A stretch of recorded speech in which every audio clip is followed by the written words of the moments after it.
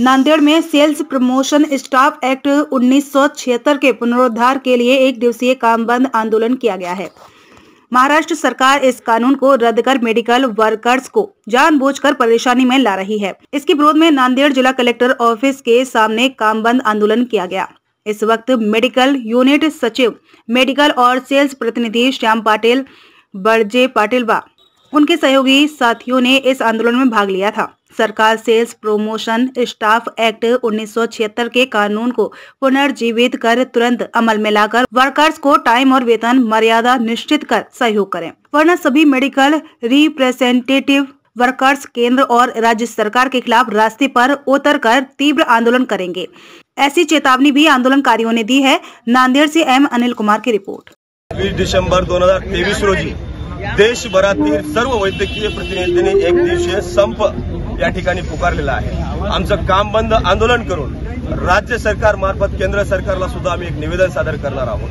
त्या निवेदनाच्या प्रतीवर जे काही कामगारांचे मुद्दे लिहिले त्या मुद्द्यांचे विषय या ठिकाणी मला करताना अतिशय खेद वाटतो की हा देश कामगारावर डिपेंड असून सुद्धा या देशामध्ये आणि राज्यामध्ये कामगारांच्या व्यथा आज वाखाणण्याजोग्या नाहीयेत।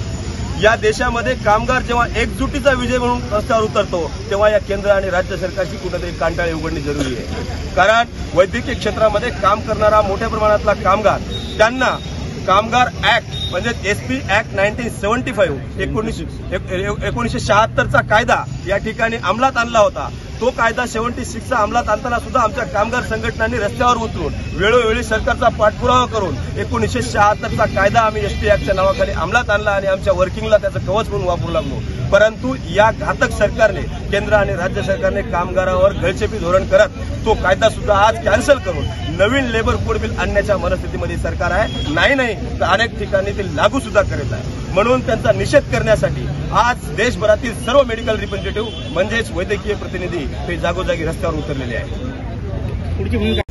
आमच्या एसपी ऍक्ट 1976 चं संरक्षण नाही झालं आणि त्याची तंतोतंत अंमलबजावणी नाही झाली, कामगारांची गळचेपी नाही थांबली किंवा कामगारांना संरक्षण देऊन कामगारांची वेळेची मर्यादा आणि कामगारांची वेतन मर्यादा जर का निश्चित या सरकारने केली नाही तर येणाऱ्या काळामधला संघर्ष अटळ आहे। केंद्र आणि राज्य सरकारच्या विरोधामध्ये तीव्र निषेध करण्यासाठी कामगार रस्त्यावर उतरल्याशिवाय राहणार नाही।